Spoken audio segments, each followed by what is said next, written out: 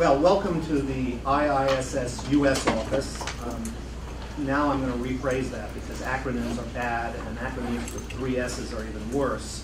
Welcome to the Washington office of the International Institute for Strategic Studies. I'm Dana Allen. I'm a senior fellow for U.S. Foreign Policy and Transatlantic Affairs, and I'm editor of our journal, Survival. I'm usually based in London, but I'm spending the fall working out of this branch of our institute while teaching a course at Johns Hopkins SAIS.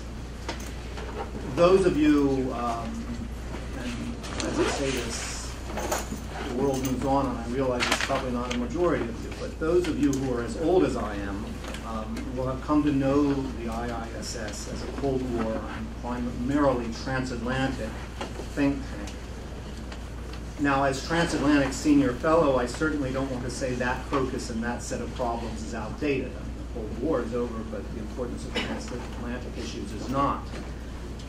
But at the same time, one of the things that we have done at the IISS, and we are proud of having done in the last 15 to 20 years, is to broaden the presence and the focus of the Institute to address the really tectonic shifts of global strategic power and global challenges. We have an active office in Singapore devoted to Asia-Pacific issues. We have a Middle East office in Bahrain. We convene major and important paradiplomatic conferences in both places. And our subject and our speakers today also reflect this broadening, starting with Sanjaya, who is based in India while directing this institute's Geo-economics and Strategy program, which is conducted mainly in Bahrain.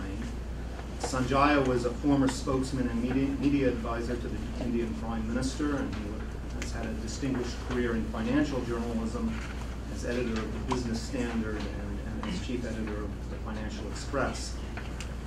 Secretary William Cohen, known to all of you, chairman and CEO of the Cohen Group, Secretary of Defense under President Clinton, after a career in both houses of Congress representing the state of Maine. He's also the author of 11 books, fiction, nonfiction, and poetry, including the most recent political book, political fiction, that is reviewed in the latest issue of my journal, unless you've written another one again. And last but not least, George Perkovich is Vice President for Studies and Director of the Nuclear Program at the Carnegie Endowment. He's also author of a number of books, including India's Nuclear Bomb, and a very important IISS Delphi paper, Abolishing Nuclear Weapons. He's a co-author of this book, which we published 4 years ago. He was also a speechwriter and foreign policy advisor to then Senator Joe Biden. Now, I spoke of the IISS transatlantic legacy, and we also, of course, have a nuclear legacy that's reflected, for example, in the title of the journal I edit. Our nuclear work in recent years has been strong, especially on proliferation issues. And of course, the proliferation angle is one way that we have assessed India and U.S.-Indian relations. Some proliferation experts, of which I'm not one, but some have been clearly cross with the Indians and also cross with the direction of U.S.-Indian policy under consecutive U.S. administrations on this key issue, and this panel is going to address this issue. But needless to say, it is not the only matter of importance in regards to India and Indian foreign policy. And I think you'll agree that our speakers today are uniquely qualified to address both the proliferation issue, but also to put that question in the context of much broader policies and strategic developments. So I'm going to ask each of our speakers to speak for just 10 minutes, and then we'll have time for 30 minutes of discussion, starting with Sanjaya. Is that what was agreed with? Not in my presence? Well, this is the first I've heard of it, but I'm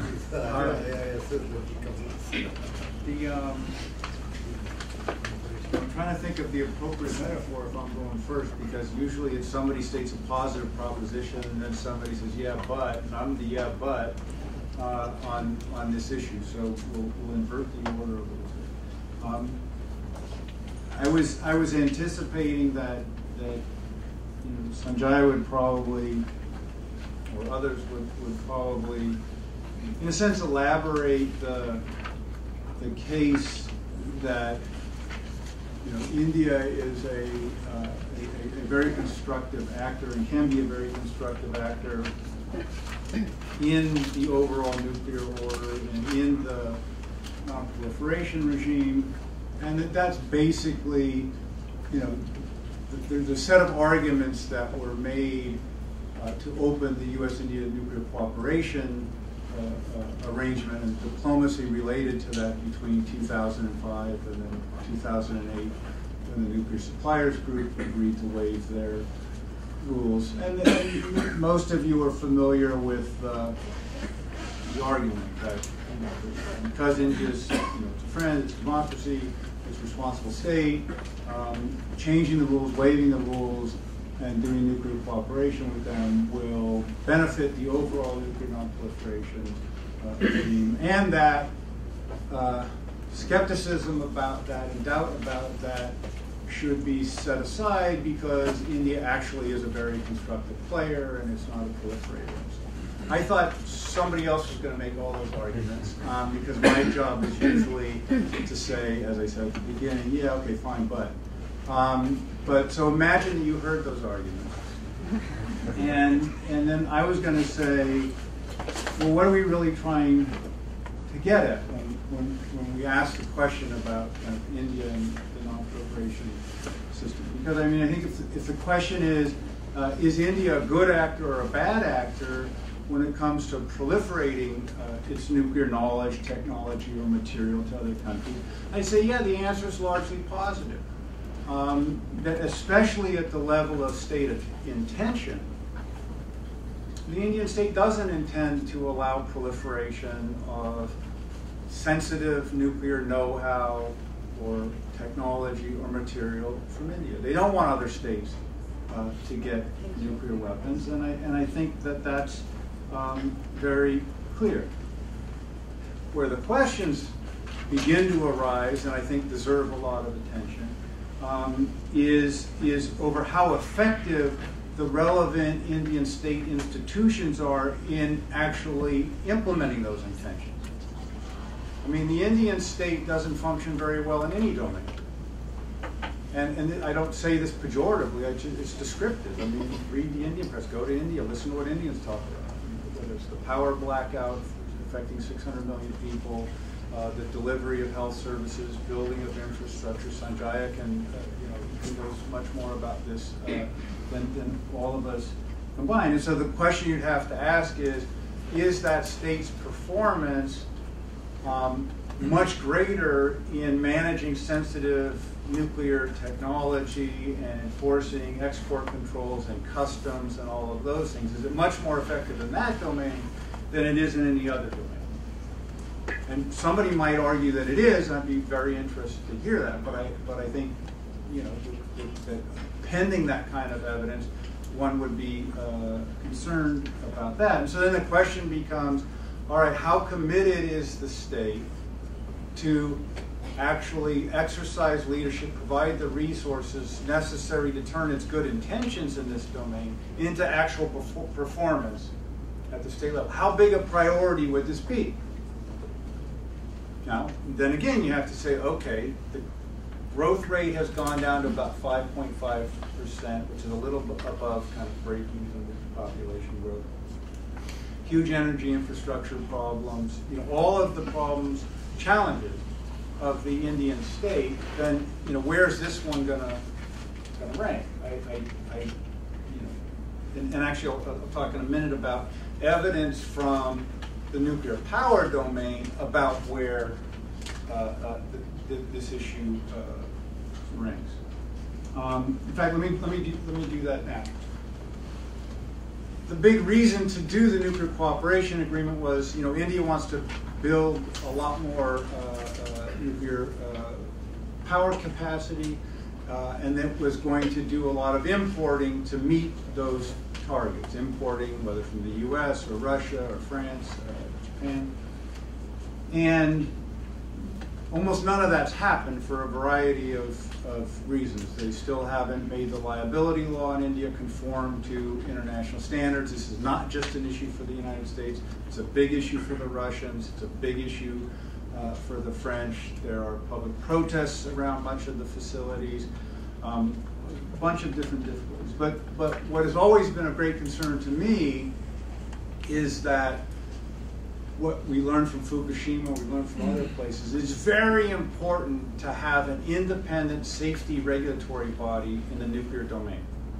If you're going to have nuclear power plants, you need to have the people who monitor those, define the standards of safety, make sure those standards are being implemented. They have to be knowledgeable, they have to be truly independent, they have to be strong, they have to be plentiful, and so on.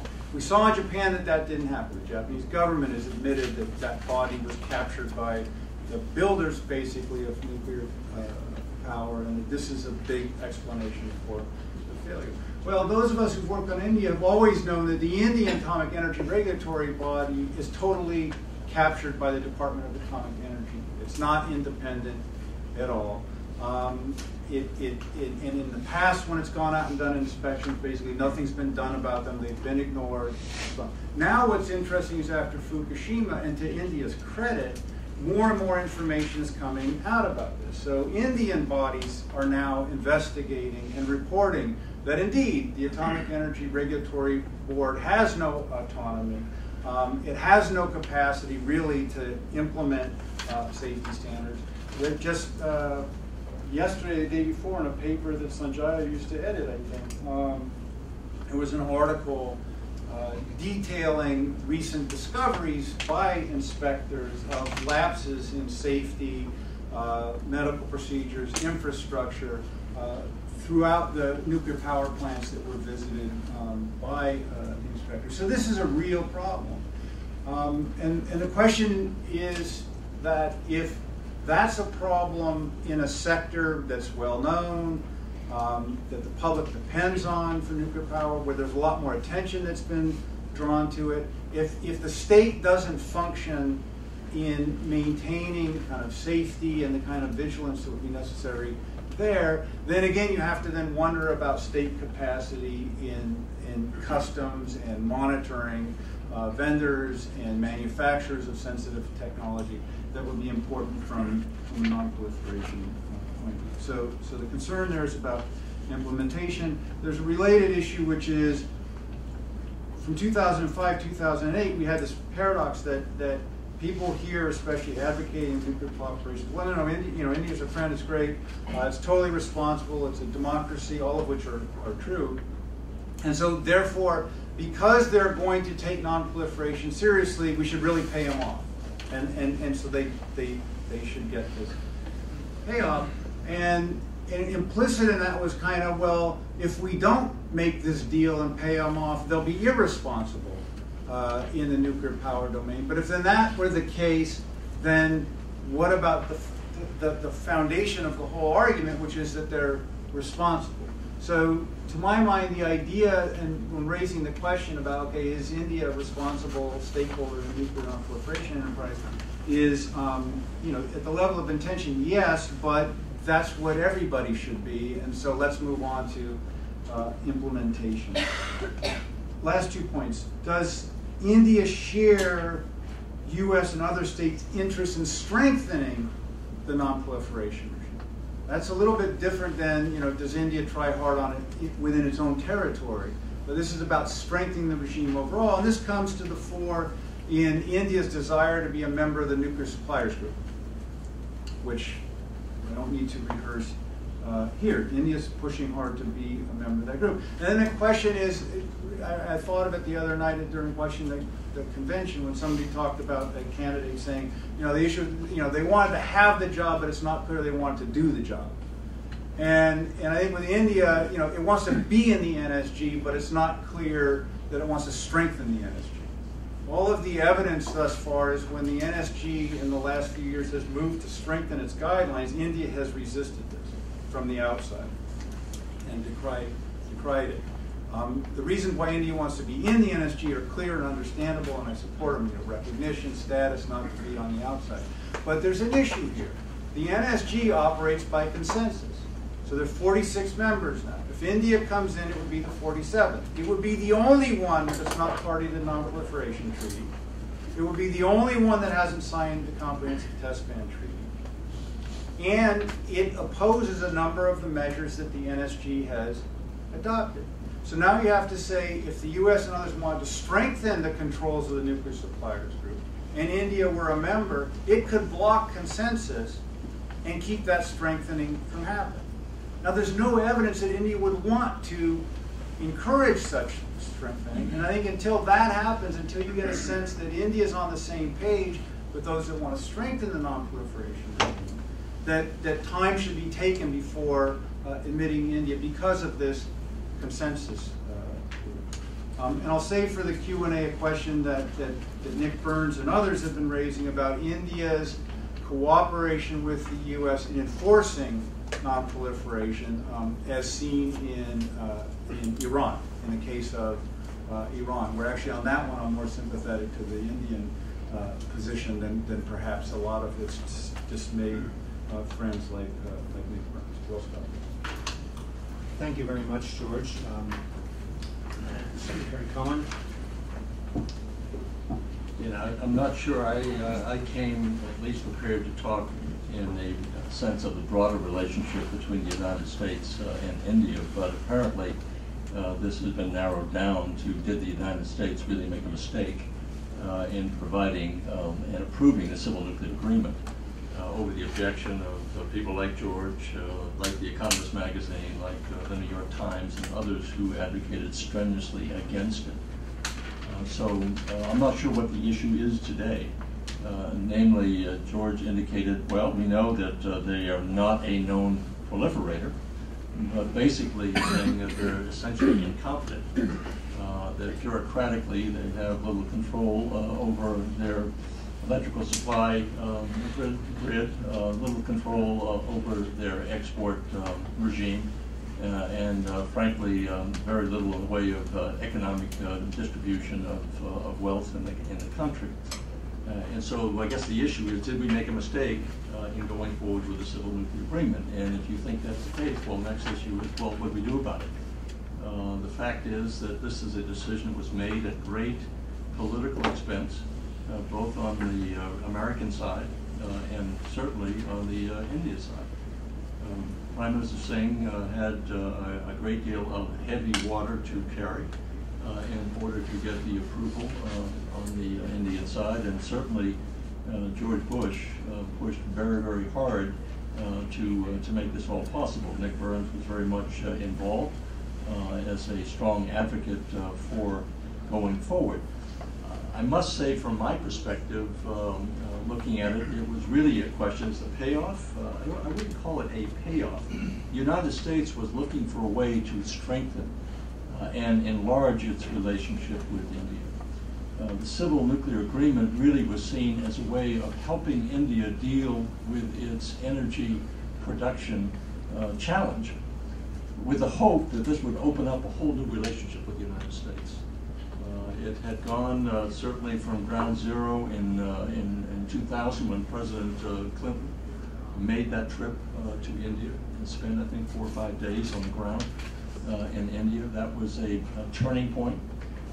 And certainly when President Bush picked up the responsibility of trying to build and improve this relationship with India, that was a point that we all took into account, saying, how do we enlarge the situation from a strategic point of view? Not only from an economic or commercial point of view, but from a strategic point of view. Is this a relationship the United States should try to really build and expand upon? Frankly, the civil nuclear agreement was a vehicle by which I think a number of us, myself included, saw this as a really unique opportunity to try and build upon that. Frankly, it may have been a case of our aspirations outrunning the reality. We, at least some of us, saw this nuclear agreement as being kind of the floor of the relationship with India, not a ceiling. And we've been disappointed. Frankly, our hopes have not been certainly matched with the reality of the situation, and we've been disappointed. And perhaps we've been too manic, and now we have to avoid being too depressed about the process. But there are a lot of good stories that we told. I mean, pro and con here.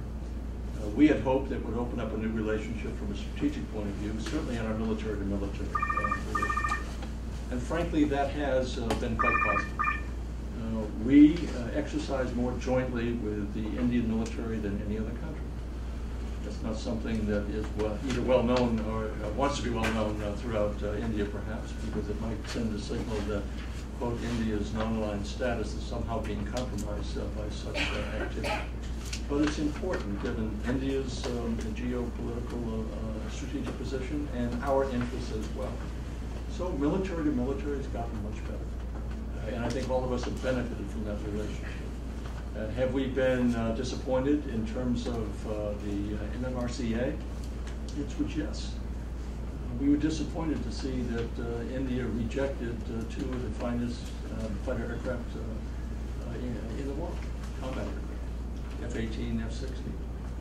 And the rationale didn't really measure up to a responsible answer. Nonetheless, I mean, we saw that really as a reaction and a rejection by the Indians as saying that they still lack trust in the United States. They wanted to keep something of an arm's length. I like to call it the Heisman Trophy treatment. Here's the Heisman to you. We want you to stay back, not too close. And we're going to do some business with you. We're doing business now, $8 billion worth of business with the United States, significant. And yet there's still this ambiguity about the relationship in terms of what it could be. I'll give you an example. In Maine, we have an expression, the way life should be. And you could point to a joint venture with Lockheed Martin and Tata.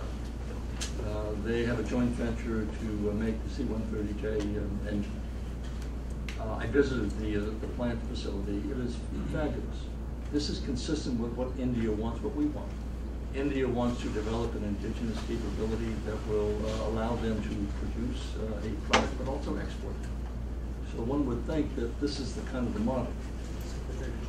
Oh, I'm sorry. Take this one. I didn't intend to.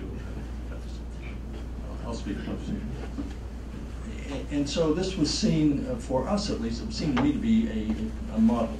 And yet India has really backtracked. This gets back to some of the issues, George, you talked about, where here you have a model of how you produce or create jobs in India, how you create an indigenous capability, how you potentially have an export capability of a very sophisticated piece of equipment, and yet suddenly the government then goes and starts to go impose retroactive taxes. Vodafone being the most classic example. Or inconsistent interpretations and implementation of offset, which is a big issue as far as our defense and aerospace industry is concerned.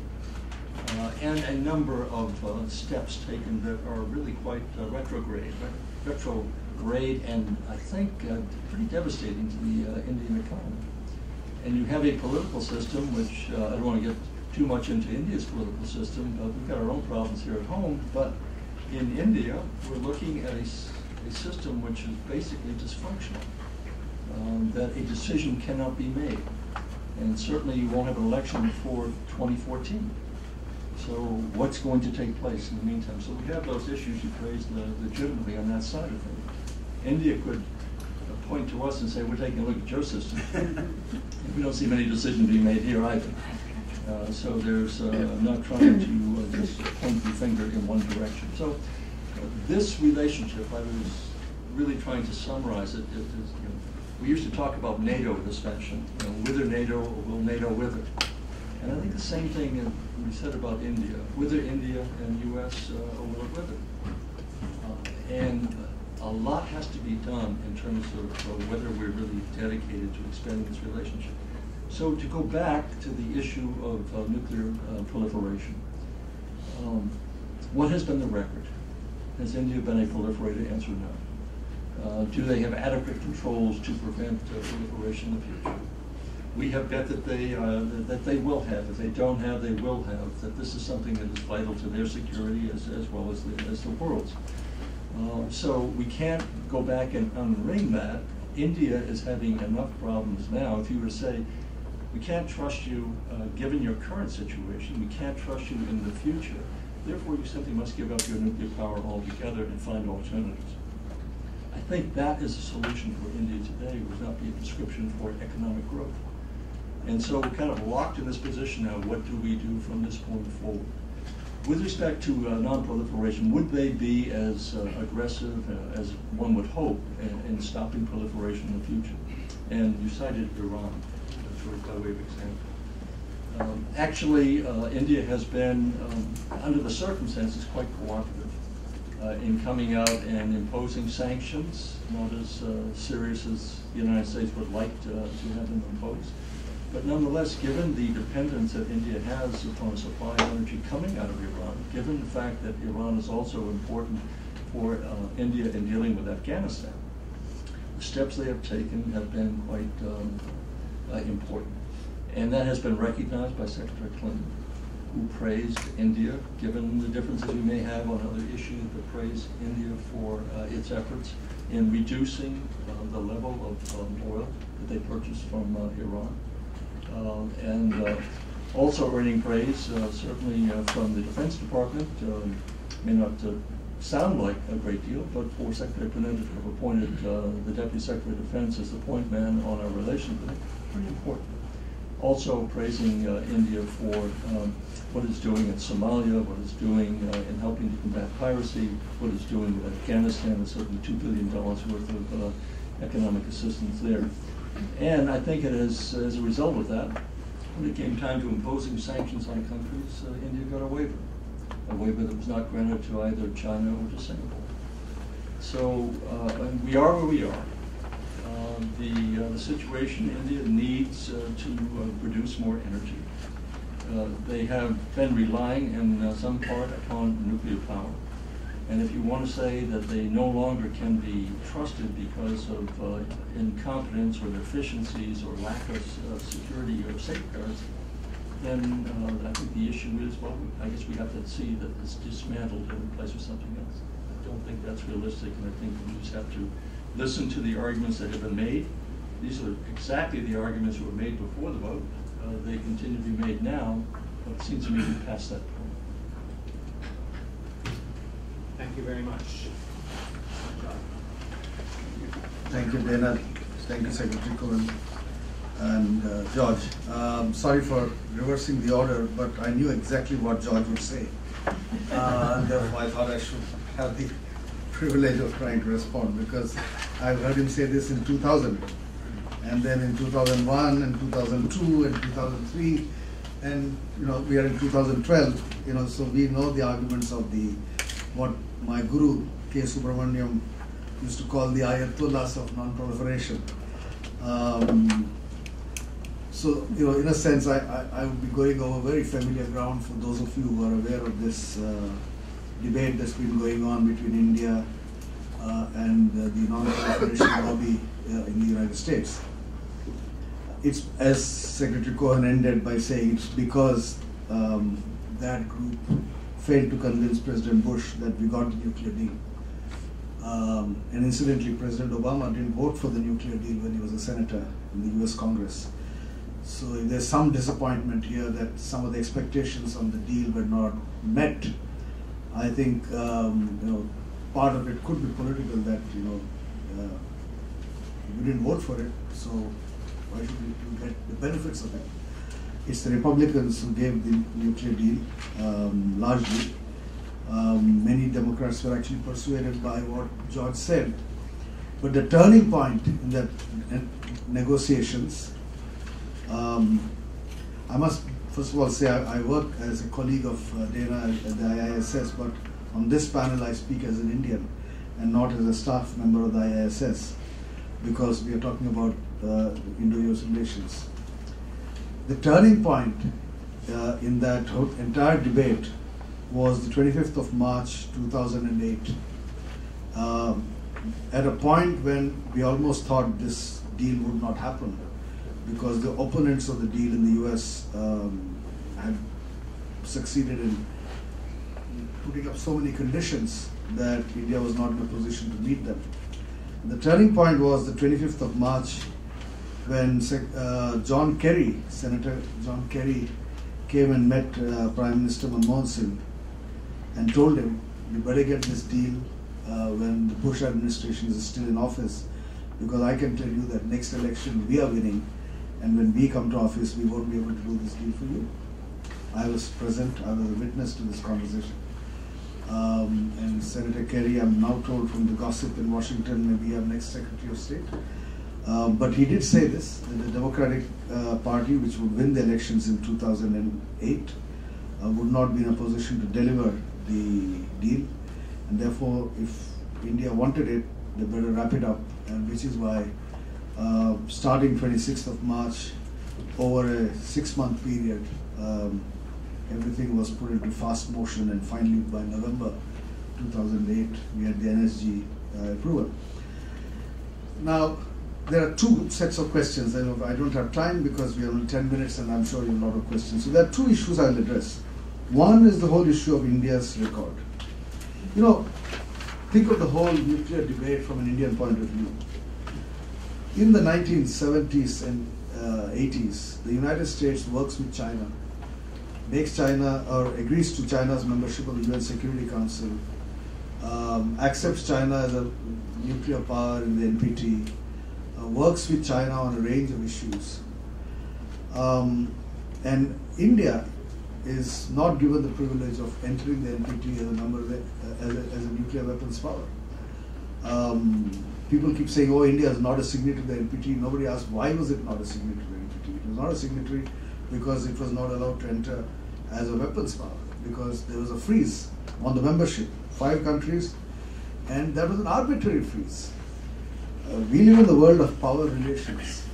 A set of guys decide these are the rules. That doesn't mean everybody accepts it. Only those who don't have the power to change the rules accept rules. The moment you begin to have power to change rules, you change those rules. And that's precisely what India has tried to negotiate, which is to change the rules in a way in which it would allow recognition of India as a nuclear weapon power. Any country would do that.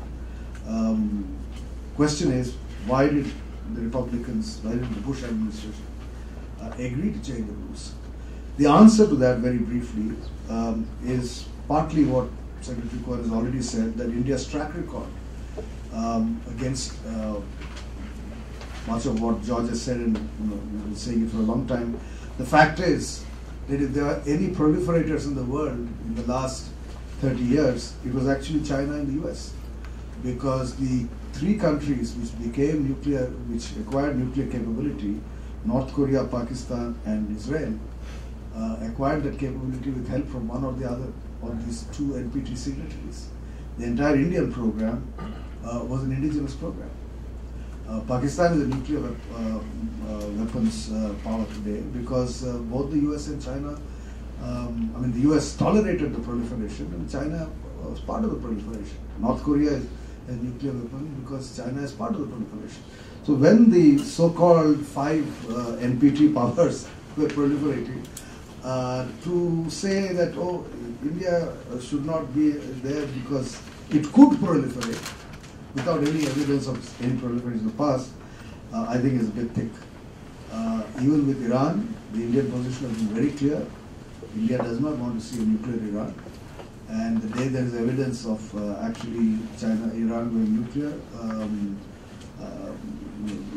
India would certainly take steps along with the rest of the world to prevent that. But given the fact that the international community and the IAEA, etc., are not yet convinced that Iran is there, India is not doing anything different from other P5 countries, particularly Russia and China and the other BRICS countries. So I think the Iran argument is a red herring.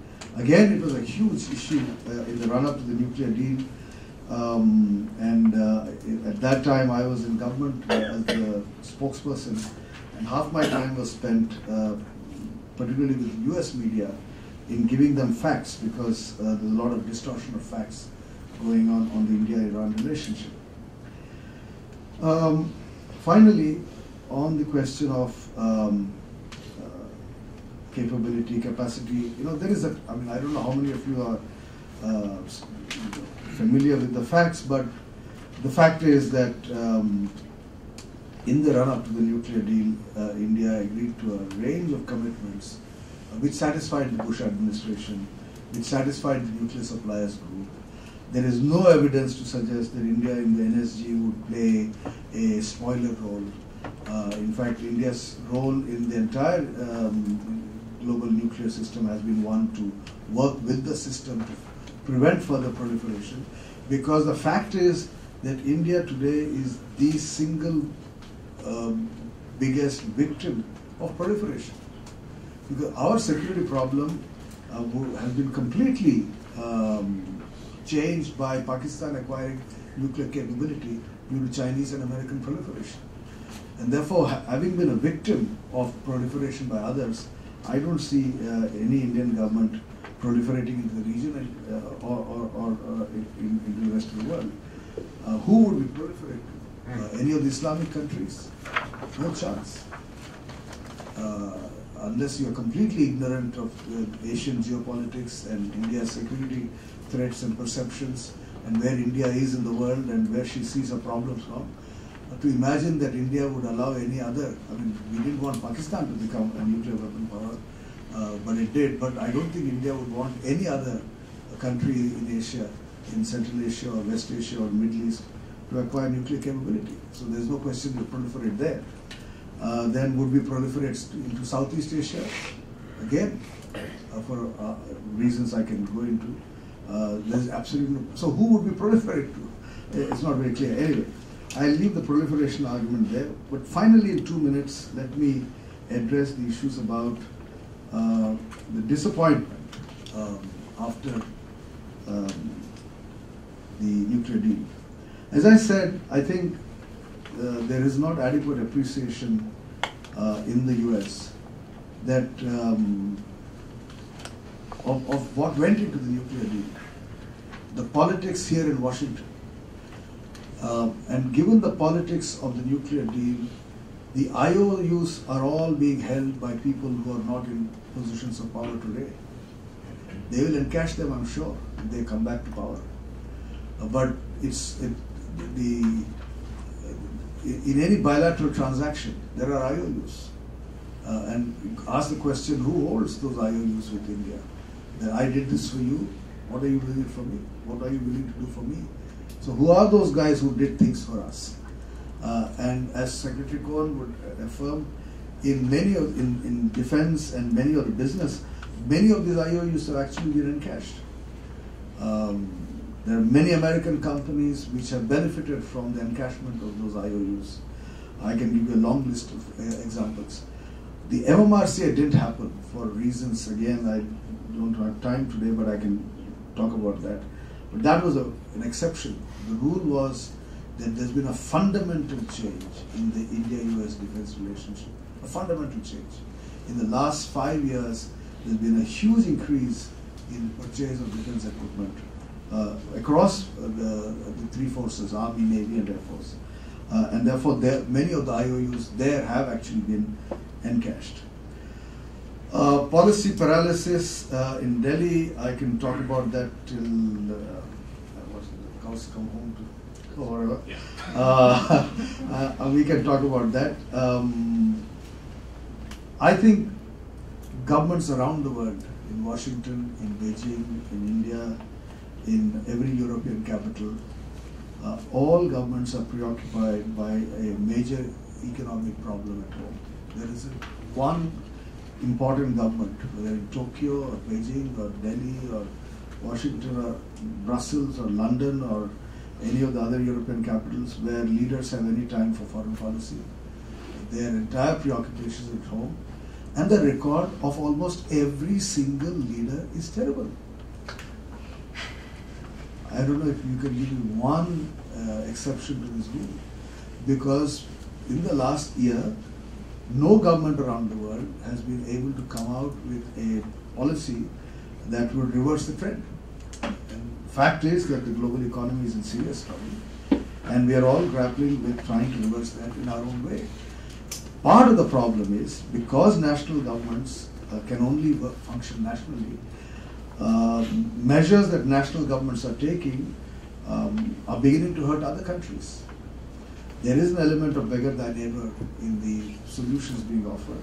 And I think the challenge for world leadership is to prevent that. And certainly in India, the huge collapse in our export markets in the last year has meant that the current account deficit has shot up. It's a major challenge for the government. Inflation has gone up because of energy prices internationally being very high. Food prices have gone up because there are drought conditions all over the world, including the United States.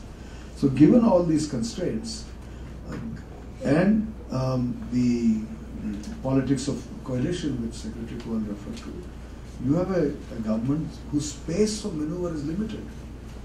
And therefore, my expectation is that till there is some relief on the economic side, as till growth numbers begin to improve, there is some improvement on economic indicators, politically governments will feel paralyzed. They need to show some positive results of policy intervention to be able to then take the next steps. And that's the phase in which countries around the world are. I don't think India is an exception to that rule. With those words, these are all general remarks. I know 10 minutes is crazy, but I'm willing to take questions. Okay, well, thank you very much to all three speakers. We have, I think, heard a friendly but still adequately fierce debate here, at least sub rosa, and I'm not going to too much abuse because we are going to run out of time quickly. I'm going to just put three questions on the table, which I don't actually necessarily, or in fact, I'll ask you not to answer them right now, but in the course of our discussion, if you have a chance, I think it might be interesting to come back to them. One is, and this will come, you might have been doing this already, but George, how do you answer Secretary Cohen's implicit argument that we shouldn't spend too much time talking about closing the barn door and the horses out of it, if I understood that correctly? Secretary Cohen, I was rather interested in your, to talk a little about sort of the manic depressive nature of U.S. expectations. And it just started me thinking about, there are a few countries that are kind of neuralgic. Well, there's only one country I can think of that's kind of neuralgic in U.S. politics, and that's Israel. But, a truly special relationship. But at times one gets a sense that other countries will become that way too, and India is interesting in that regard in American politics. I don't know what I'm asking, but I'm interested, wondering if you have any thoughts about how that's going to be in the future. And finally, Sanjaya, you expressed, by the way, I've never seen my role as a staff member of the IISS in any way incompatible with being a sort of patriotic and even partisan nationalist American. But you did express, not to simplify it, but what seemed to be not characteristically, at least recognizably Indian perspective when you talked about the arbitrary, the NPT representing a kind of arbitrary freeze between haves and have-nots. But I guess the question is how, it seems to me this is very important for India. And I wonder if Indians have really figured this out. How do you articulate any principle of non-proliferation, and how do you talk about it that's not based on this kind of inherent inequality? Now that's, again, not saying you can put the horse back in the barn, but because no one thinks you can, but that seems to me a responsibility of Indians to think about and talk about. Anyway, but I'm not going to ask you to answer that right now because we don't have a whole lot of time. If you had a chance to come to these questions in the end, I'll be grateful, but let me open it to the floor. Yes, you, sir.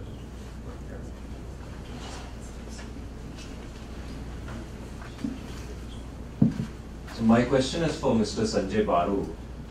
There was a recent front page story in the Washington Post about Prime Minister Manmohan Singh and how he has become a tragic figure in India, and you were quoted in that story.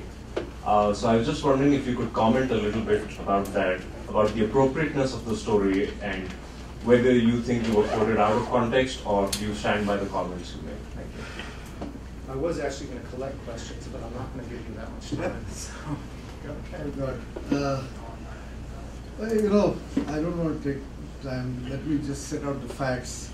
First of all, Simon Denier, who's the correspondent, called me about 3 months back in July when I was on a holiday in Venice and said, I'm writing an article on Manmohan Singh, can I interview you? I said, sorry, I'm in Venice and I have this mobile phone, but I pay for it myself, so I'm not going to spend money in my holiday giving you an interview.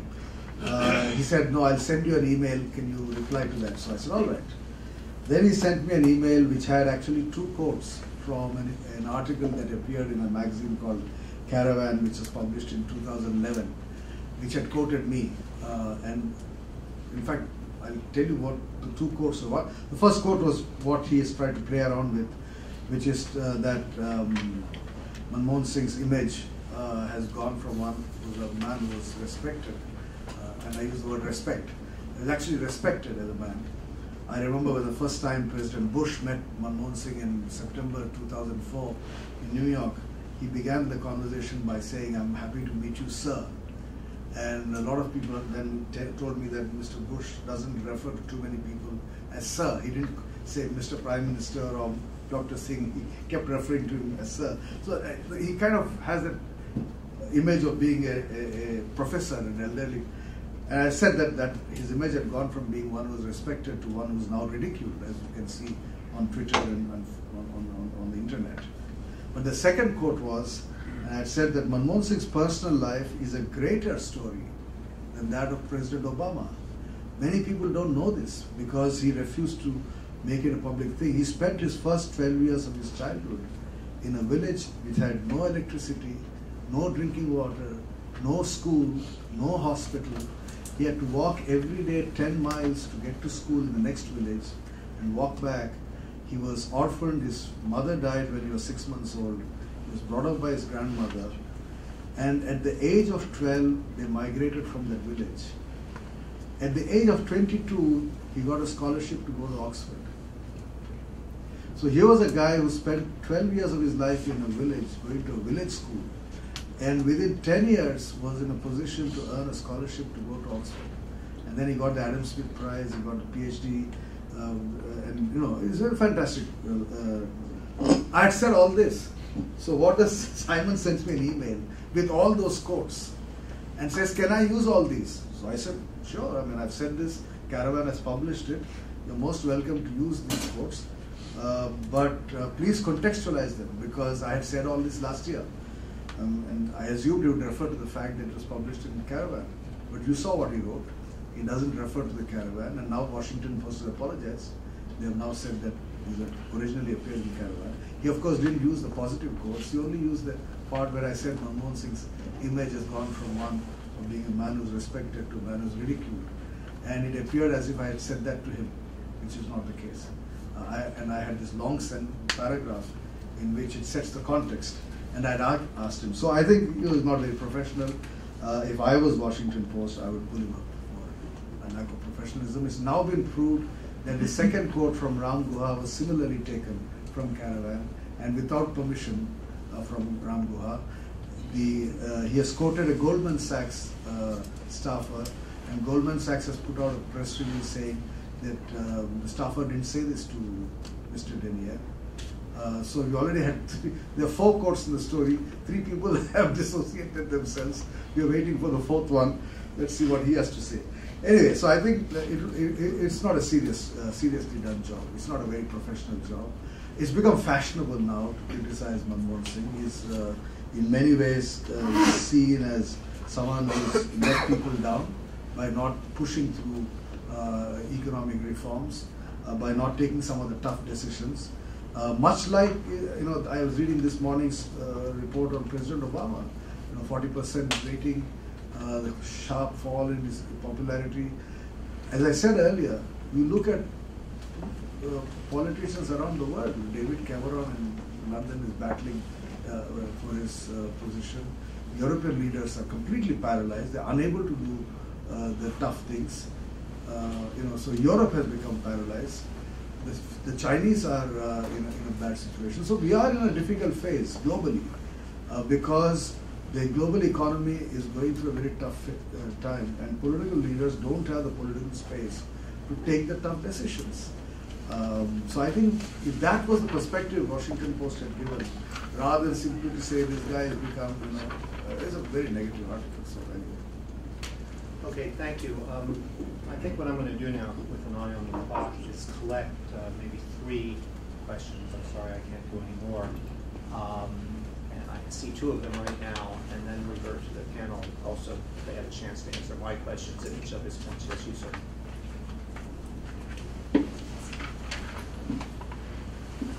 Hi, I'm Dan Horner from Launch Control Today. For Mr. Baru, you mentioned the comment from Senator Kerry and indicated India would have to conclude this agreement under President Bush's administration. Can you say what did India then do differently? Were there concessions made they hadn't planned to make before, more willing to compromise, or what exactly was the change in their attitude as a result of those comments from Senator Kerry? Thanks. Thank you. And there was somebody more or less in the middle, I think. Yes.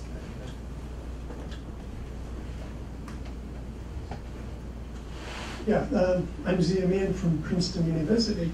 I think it's appropriate to say that the notion that the speakers have presented that India has not proliferated, where they've used the definition of selling on nuclear technology, would mean that Iran also has not proliferated.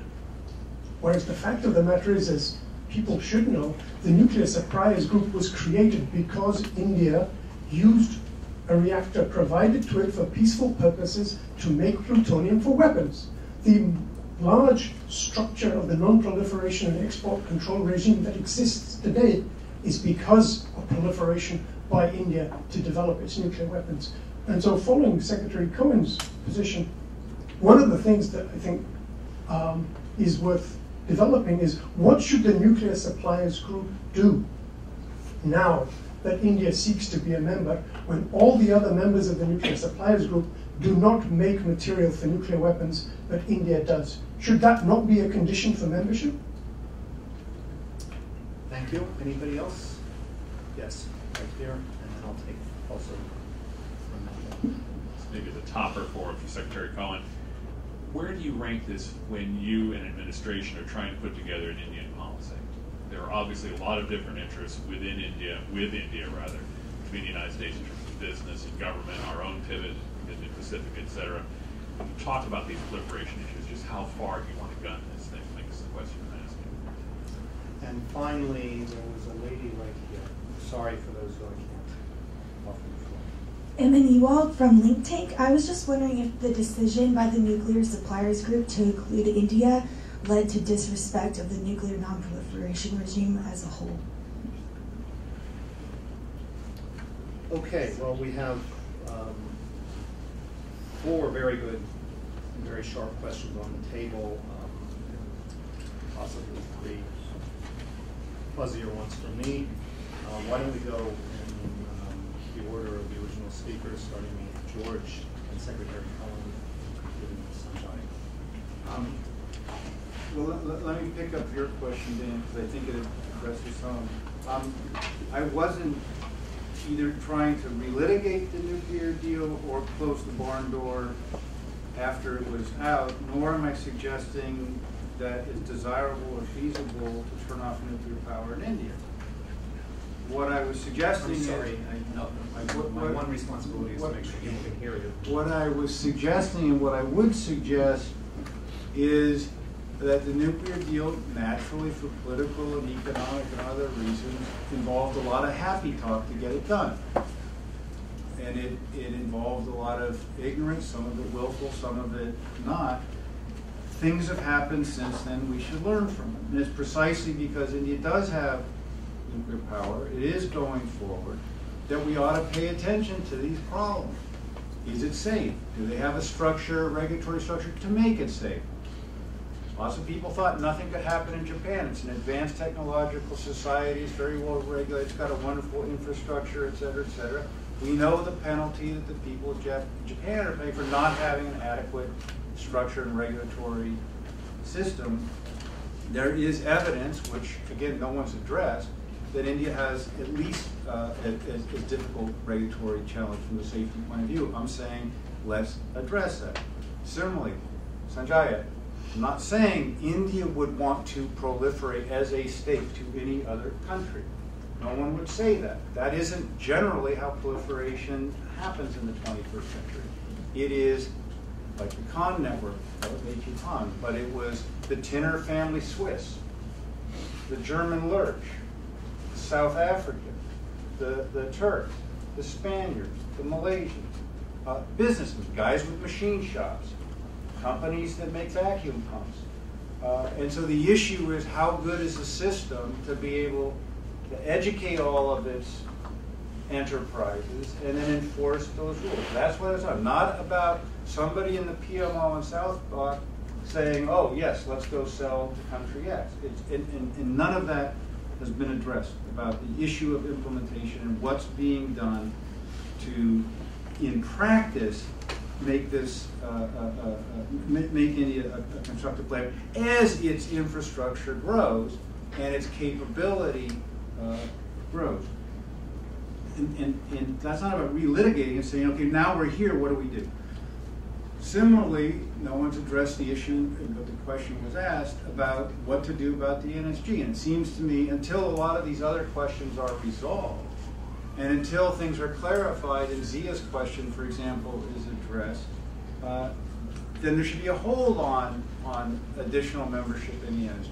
It is a big deal if all of the members of the NSG are no longer producing new material for nuclear weapons, to admit somebody who still is making material for new nuclear weapons.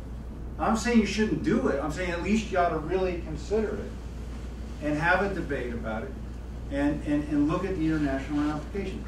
I've been to Brazil. I've been to probably 25 countries where I've talked to leaders there, and they're pissed about all of this. They don't say it at a high level, but one of the objectives that the U.S. has pushed very hard is the additional protocol, tightened inspection. Lula, after the nuclear deal with India, says, I will never agree to that. These guys blasted their way into the benefits that the U.S. has now given them, and you want to tighten the controls on us? I'll never agree to that. And there were other implications. Okay, fine. So, but then that's done. But membership in the NSG is not done. And you should at least assess the implications of that before taking that next step. That's all I'm trying to say. Would you say this about other regimes such as the MTCR? Yeah, I don't follow Vossner and the Australia group as closely. With the Australia group and chemical weapons, I think it would be, again, it'd be an implementation issue. It would be what are the capacities to actually make that meaningful participation. And the missile technology control regime. There, I think I don't know the details of it, but there I think, to my mind, there are less normative issues and more practical issues that the existing countries have about what information you share, intelligence you share, and so on. But I think on the nuclear issue, that's more of a principle.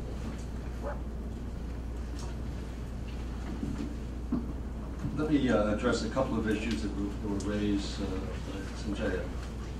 Number one, I must take issue with the notion that because President Obama, as Senator Obama, or because there were some Democrats who opposed this particular deal, somehow they should be punished now that they're in the White House.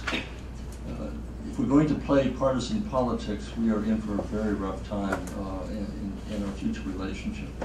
So even if there were members, I'm not sure if Senator Biden may have been against proliferation when you were working for him, and I'm not sure how he would feel about this now, but the fact is, once it's passed, once it becomes the policy of the United States, you don't look to see who gets rewarded and who gets punished, depending upon who's in the White House. So I take issue with that. I think that we have to say this was done to build a better strategic relationship with India, and we want to pursue that. And whether a president voted against it as a senator or not really should not be a relevant factor. And so it's not a case of crime or punishment or that of reward. Secondly, Sanjaya said that Iran, to get to your question, Iran is a red herring. I must tell you, I find it hard to understand how a country could have a covert program for 17 years and say that they're simply undertaking to produce peaceful nuclear power for commercial purposes, to construct pharmaceutical companies and develop pharmaceuticals for their people. The notion that you would have a covert program for 17 years and then only admit it after it's been exposed, and then do everything in your power to frustrate the IAEA in terms of its inspection. I mean, frankly, I'm thinking of the song, I think it was Aretha Franklin, who's zooming who, in this particular case. If Iran wants to produce nuclear power for commercial purposes, Russia has offered them a way out of this. Russia has, we'll do the reprocessing. You'll have your nuclear power plants. You'll have all the safeguards. We'll do the reprocessing. And Iran has said no. And so they maintain that they insist that they have this right to develop nuclear power and nuclear weapons if they choose to do so. If they are a signatory, by the way. So I find it hard to accept any proposition, give them any benefit of doubt that this is only a benign operation and production for them. So I think it's not a red herring. I think it's serious. I think that this is going to be an issue which, depending on what happens with Iran, how far they go or are willing to go, I think India has played a role. It could play a bigger role. I understand the dilemma that it faces in terms of its supply of energy. There have been promises made by the Saudis and others to make up any deficiencies coming out of Iran, to the Chinese as well. But I think this is going to have very serious consequences and have an impact. I can't say it will disrail the relationship. I think it'll have an impact in terms of what happens on India's treatment of Iran. Because Sanjaya is right.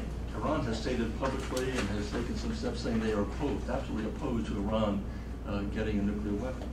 And the next issue is, well, okay, if you're opposed, then what are you willing to do?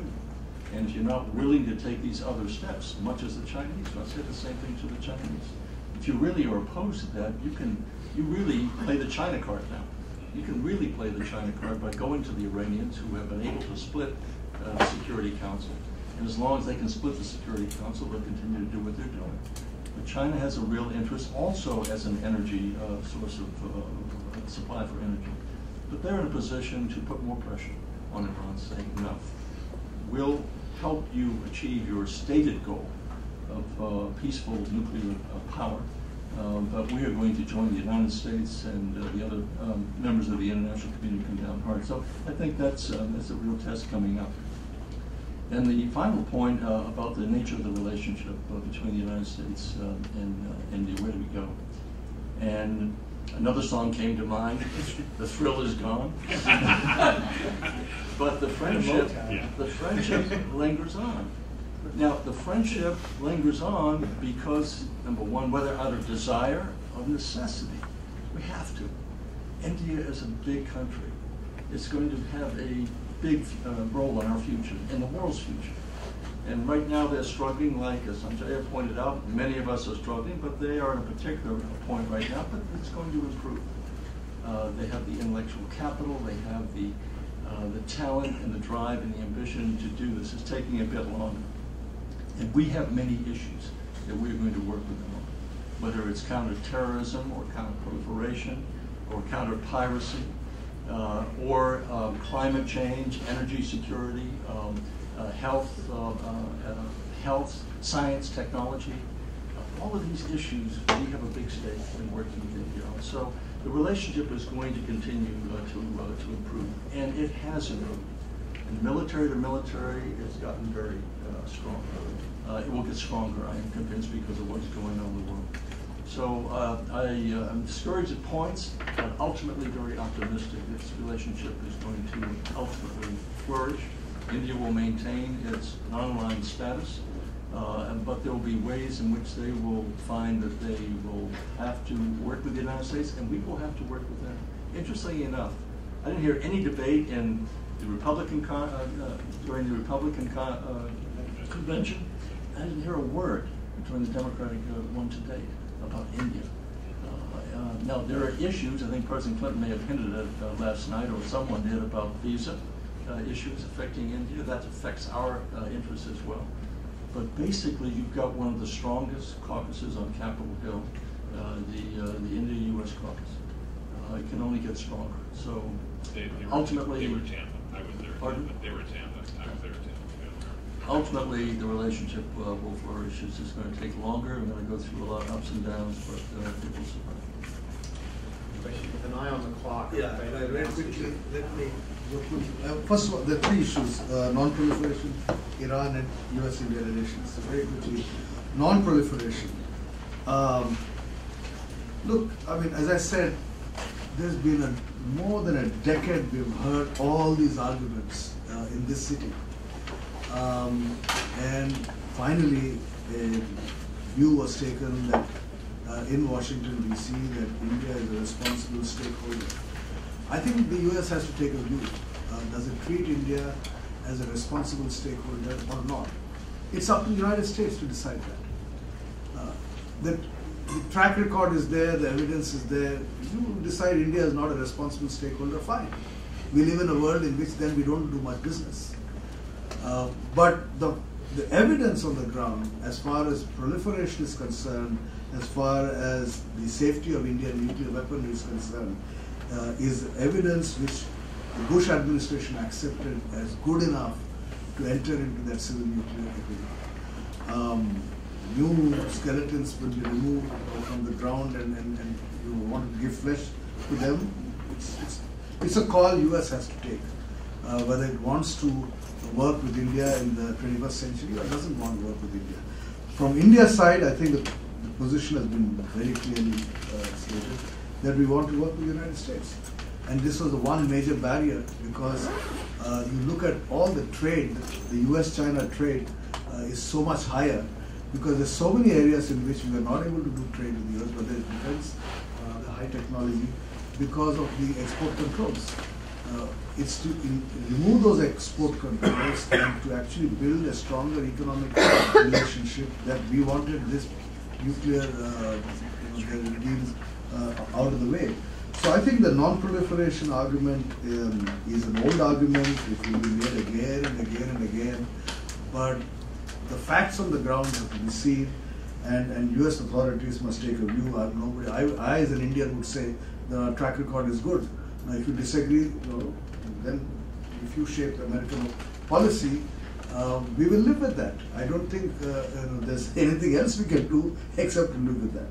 On Iran again, I mean, it's not just oil, Secretary Cohen. It's true that Saudi Arabia can give us more oil. But there is a security issue. There is the whole region, the Persian Gulf, access to Afghanistan, access to Central Asia. There are lots of security issues revolving around the India-Iran relationship. I don't think we can expect India to give up its security interests in the region merely because there is political pressure coming from a government going into an election. Because we know very well that even within the US administration, there are different opinions. And we know that. We know that there are different opinions on Iran and how to deal with Iran. There are different lobbies exerting different kinds of pressures. I think at the end of the day, the Indian government's view would be defined by its larger security interest in the region, the consequence of what will happen in Afghanistan, what is happening in Central Asia and across the border in China. It's a long-term security dilemma for India, and therefore to expect India to stand up and take an unequivocal position is not realistic. I mean, you can expect that, but it's not realistic. Finally, 2 minutes on US-India relations. I have been intimately involved with US-India relations now for more than a decade. In fact, I got to know George because he and I were members of a India-US Track 2 dialogue which began in 2000 when the Vajpayee government was there. Next steps in strategic partnership were initiated. And at the end of these 12 years, I think what that dialogue, both at the Track 2 level and the Track 1 and in the media, etc., what all this has shown us is that as we go into the 21st century, given what's happening in Western Hemisphere, in Europe, in Asia, the US has been looking around and saying, who are likely to be our friends given these challenges? There are 1, 2, 3 or 4 challenges. We have been looking around the world and saying, these are the challenges we are likely to face, and who's likely to be on our side? And I think the fact is that those who think long term have come to the view that in the long term, the US needs India as much as India needs US, given the way in which the world is evolving. I think that's the basis of the strategic relationship. Year to year, there could be change. From administration to administration, there would be change. The Republican Party has, under President Bush, took a much more favorable view than the first 2 years of President Obama. I think it's not just the nuclear deal. The problems, you look at what happened in the first 2 years, President Obama's visit to China, the joint statement from Beijing, the Holbrooke mission into Pakistan. I mean, there's a lot of problems that set back the relationship. Part of the reason why the honeymoon of the nuclear deal kind of very quickly ended was because between 2008, apart from the Lehman crisis and the financial crisis, which got both governments preoccupied, we had a series of incidents, the Beijing Declaration, the Holbrooke mission, etc., and various statements coming out of State Department, etc., which kind of shocked Indians out of this honeymoon. They said, my God, the bride has run away. Honeymoon was over, or rather the groom has run away. Anyway, so I think you will have these hiccups where changes in administration, changes in leadership in the State Department or in Defense Department, or for that matter in India. I mean, you asked a question, what is it that changed with Senator Kerry's meeting? The government changed.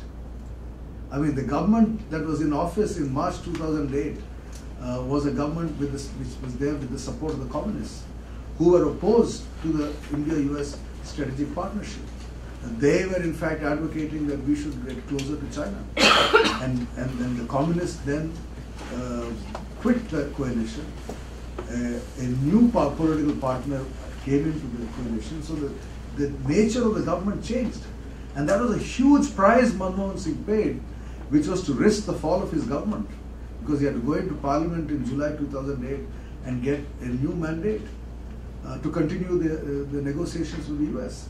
So that was the change. There was a huge political change in India that enabled the deal to be finally struck. So we will have these hiccups, political hiccups in India, we'll have it in the US.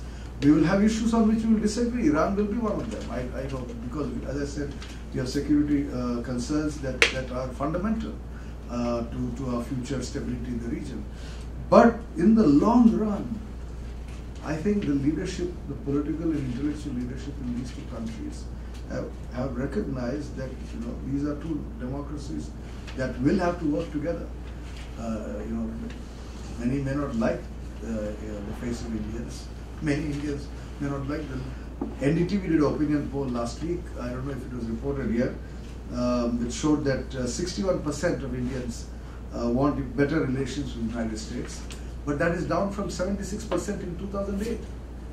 When the nuclear deal was being done, the approval rating for US was 76%. We have come down from 76 to 61, but 61 still is high. So there are a lot of Indians who want better relations with the US. Hopefully there are equal number who want better relations with India. But that doesn't mean we'll agree on everything. Well, thank you very much. This is the first meeting I've chaired at this office of the IISS. I failed to bring it to a conclusion on time.